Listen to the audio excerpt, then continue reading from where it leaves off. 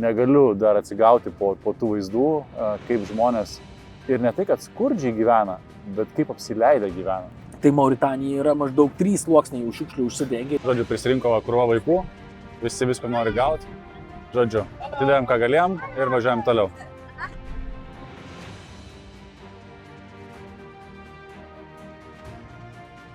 Gerai, tai vasario 3 dienos etapo apžvalga.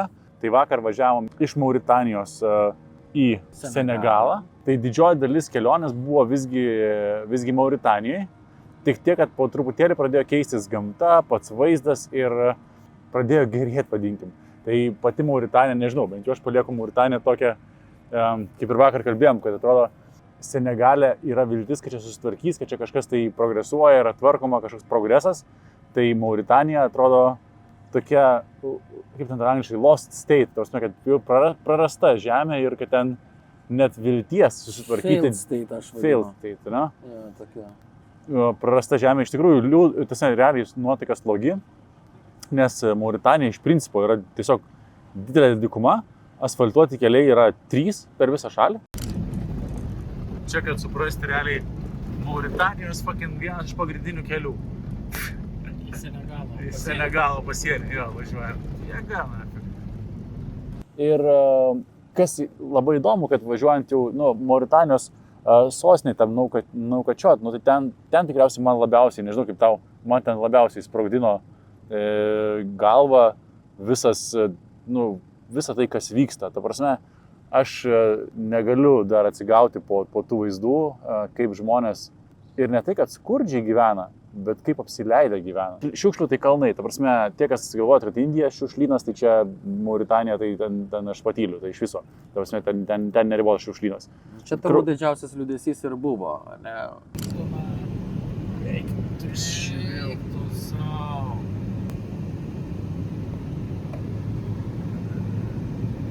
Va, gražiam pajūrį sėdėm. Iš tikrųjų, gražius pajūris būtų, jeigu nebūtų šiukšlių. Nes čia labai mažai šiukšlių, kur mes esam. Nes čia yra, dabar Senegale, tai yra visai kitas reikalas. Nes realiai, kertant sieną, iš tikrųjų... Toks buvo perėjimas į kitą lygį. Kas yra įdomiausia, video matysite, kaip atrodo Senegalas ir kaip atrodo Mauritanija, tai iš video atrodo, kad iš vieno š įvažiavai į kitą š, bet šitas Mauritanijos visa energetika ir vaibas, atrodo, lyg pradėjai kvėpuoti, lyg grynas oras būtų atsidaręs. Nežinau, Mauritanija, tai man paliko įspūdį kaip skylių skylė. Pasakoti kažką tokio faino, linksmo mes nedaug turim. Apart mokyklą. Apart vieno dalyko, kuris labai paskaidino, iš tikrųjų labai stipriai atsvėrė. Tai mes važiuodami pamatėm, mes žinojom, kad reikia ieškoti vietų tokių, kur būriuojasi vaikai.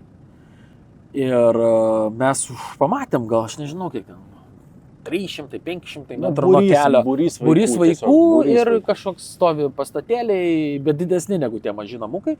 Didesni pastatėliai, mes kažkaip pagalvom, kad mokykla. Tai mes nuvažiavom, jau buvom išsivertę, kad prancūziškai mokykla yra Eskol. Tai ką mes turėjome, drabužių, batų, kanceliarinių prekių, tai yra popierių, sąsvinių, pieštukų. Tai tokia nemaža, tokia dėjau visą ant rankų, jam vis dėjau. Tai tokia susikrovė visai nemaža krūva. Ką galėjom, atvežėm iš Lietuvos įvairių popieriaus, pieštukų, padalinti mokykloms šiek tiek maisto. Žodžiu, prisirinko krūva vaikų, visi visko nori gauti.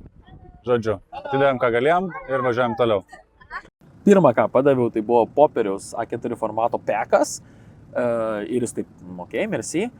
Ir tada ištraukiu pieštukus, pieštukus ir tik tai pieštukus jau duodu ir taip šypsena įgijo ausų, nes pieštukai jau yra kažkas tokios spalvoti pieštukai. Sustojom kažkokiai prie pakelės mokyklai, padalinom, ką turėjom atvežę, tai popieriaus, pieštukų, šiek tiek skanumynų, bet ko reikia Afrikoje ir ko vaikai prašo, tai futbolo kamuolių. Tai jeigu kas važiuosite čia, tai paimkit futbolo kamuolių. Ir rašiklių, pieštukų, flomasterių. Jo, ir taip, labai vertina. Labai vertina ir ką reikėtų atkreipti dėmesį, tai yra tai, kad jeigu vežti kažką, tai vežkite į mokyklas, nes visai kitoks vaibas, negu kad dalinti pakeliai, nes mes iš tikrųjų stojam, dalinam, ką galim irgi pakelėse, bet mokyklai manau, kad didesnė prasmė ir kitas dalykas, kad suaugę paima ir tada paskirsto, ne taip kaip turi būti paskirstyta. Tai bet žodžiu, čia į Afriką gali vežti viską ir viskas yra reikalinga. kas buvo labai faina, praskraidino nuotaiką, nes, pavyzdžiui, vaikams mes turim ten visokių vafliukų, skaniukų padalinti, prožektoriukų prisipirkę, nes jo prožektoriukas čia svarbus, nes nėra elektros, tai tokių, kur nuo saulės pasikrauna, bet sustoji ir ypatingai, jeigu berniukai, patsanai, berniukai, ten 10 iki tikriausiai 12 metų, tai atrodo, net agresyviai lipa tau į mašiną, ten bando išplėšti, o tu stengiasi kiekvienam vaikui paduoti po kažką, tai paskui stengiamės stoti ten, kur mergaitės, nes tie berniukai atrodo, kad neprisiplėšia, turi daugiau negu reikia, tai stengiamės stoti ten, kur matom mergaitės, nes mergaitės net reikia padrasinti, pakviesti, ateik, mes tau labai didelis skirtumas mergaitės ir dėl to mes stojam prie mergaičių, nes mes ir pagalvojam, pirmas dalykas, jos pačios proaktyviai nebėga, neplėšia ir antras dalykas iš to reiškia ir rezultato nėra ir neturi. Tai iš esmės stodavom prie mergaičių, dažnu atveju jos būdavo su mama, bet jeigu berniukai taip laksto būriais, tai mergaitės su mama ir netgi va ten sustojam 4 mergaitės ir mama arba teta, nežinau, moteris.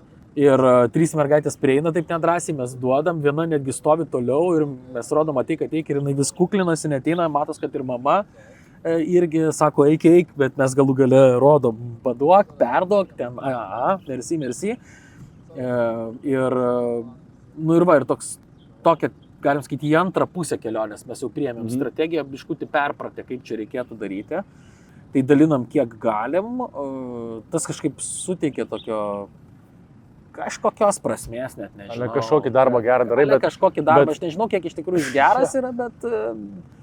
Aš nežinau, tikriausiai pralinksmini vaikus ir viskas, nes čia atrodo, kad jeigu norint pakeisti kažką Mauritanijoje į gerą, čia turi jie patys labai norėti ir tokia viena iš, nežinau, mes nebūtinai teisūs esame, gal net labiau neteisūs, bet savo pasidarėm išvadą, kad iš tikrųjų ta religija, kaip jie žiūri į svetimšalius, kaip jie žiūri į edukaciją, kaip jie žiūri į žinias, ką atneša kitos valstybės, matyt, labai smarkiai riboja būtent religiją. Galbūt nepaima, nes resursų yra turizmui ten, nes mes pasižiūrinėjome prieš važiuodami į Mauritaniją į Senegalą, kad Senegalo plotas yra 5 kartus mažesnis negu Mauritanijos, o GDP, tai yra bendras vidaus produktas, yra 3 kartus didesnis. Tai reiškia, šalis yra 15 kartų turtingesnė, nes mes nematavom GDP per capita. Ne taip, aš manau, Afrikoje reikia žiūrėti ir matuoti, todėl kad čia nėra ta sistema, kuri veikia pas mus vakaruose, kur tu mokesčius moki, visi moka mokesčius, visi gauna, yra viešasis sektorius ir taip, aišku, ir čia yra viešasis sektorius, bet čia viskas kitaip, čia labai viskas pasijaučia per infrastruktūrą, labai stipriai pasijaučia, kur tu turi kelius ar neturi kelių. Įvažiavom į Senegalą ir pirmas dalykas, ką aš pamačiau, aš sakau, žiūrėk, elektros stulpai, palei kelią eina. Tada žiūrėk, yra kelio juostos. Taip, tai kelias irgi nelygus, irgi padobėtas. Įvažiavom į miestą, stovi šiukšlių konteineriai. Mes matom šiukšliavežę ir žmonės krauna į šiukšliavežę. Mes matom žmonės, kurie eina renka šiukšles. Nes šiukšlių čia yra daug, jeigu mes žiūrėtumėm kaip Lietuvoje, mes pripratę gyventi steriliai. Iš esmės mes gyvenam visiškai steriliai šiukšlių atžvilgiu. Tai čia tų šiukšlių yra daug, bet kai tu lygini, pavyzdžiui, Senegalą su Mauritanija, tai Mauritanija yra maždaug 3 sluoksniai jau šiukšlių užsidengia ir jie tiesiog eina per šiukšles ir visur yra pilna plastiko, tiesiog neapčiuopiamas kiekis. Ten tiesiog, aš nežinau, kiek ten reikėtų laiko, ten tiesiog su greideriais reikėtų turbūt greideriuoti pirmiausia ir su sunkia technika tas šiukšles vežti ir po to tik tai rinkti. Čia Senegale šiukšles reikėtų rinkti.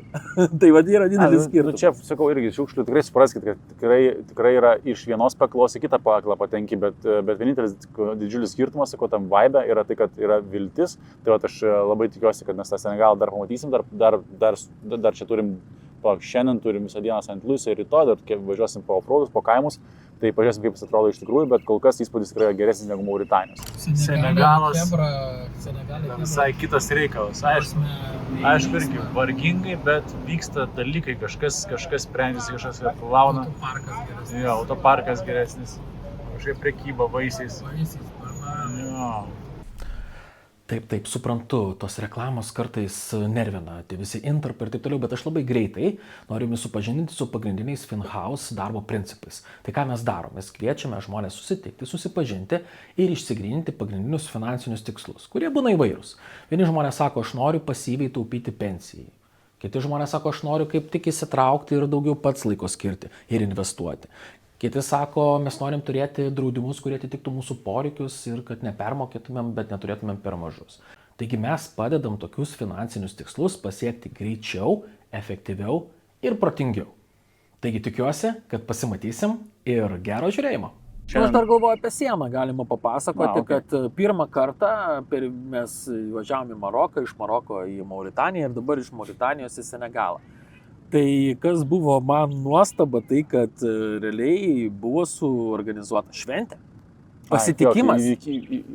Reali šventė. Buvo muzikantai. Plakatai, Budapešt Bamako ralio dalyviai, jūs esate laukiami, ten muzika groja su būgnais.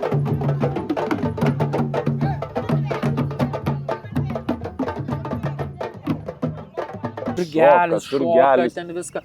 Prieina pardavėjai tie, bet pardavėjai tokie fainiai, žinai, jie pasidara visai fainiai. Ir aš pasakysiu, man kas didžiausiai įspūdį padarė. Jeigu mes važiavom per Mauritaniją ir viskas tai buvo blanku, žmonių aprangos, nėra spalvų. Ir tik įvažiuojam į Senegalą, moteris, gražiom suknelėm, tokios gražios juodaodės moteris, su ausiniais auskarais, su turbam. Navigacija nebežiūrėjo, jūs jau aš žiūrėjau, aš kai tu pasižiūri per filmukus tą grožį Afrikos, žinai, va, tą gražią Afrikos pusę, tą gražią kultūrą, kurie groja būgnais, jie dainuoja, jie gražiai ryškiai apsirengia, moteris.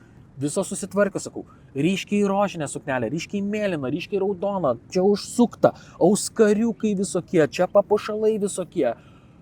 Wow, aš taip važiuoju, žiūrėk, sakau, kaip gražu, visur spalva, medžiai, paukščiai. Ir toks kaip, nu tikrai kaip per kažkokį praėjus... Kitas pasaulis, kita valstybė, jo. Mums kažkoks įvyko. Matricos pokytis. Gediminas eina dėrėtis dėl bananų kainos.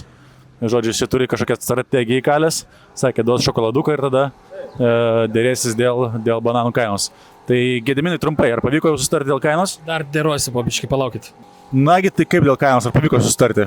1500 buvo už kilogramą, pasidėrėjom iki 1000 už kilogramą, tai be problemų sutiko, sako, gerai, sakau, dar mandarinų pirksiu. Važiavom į kempingą.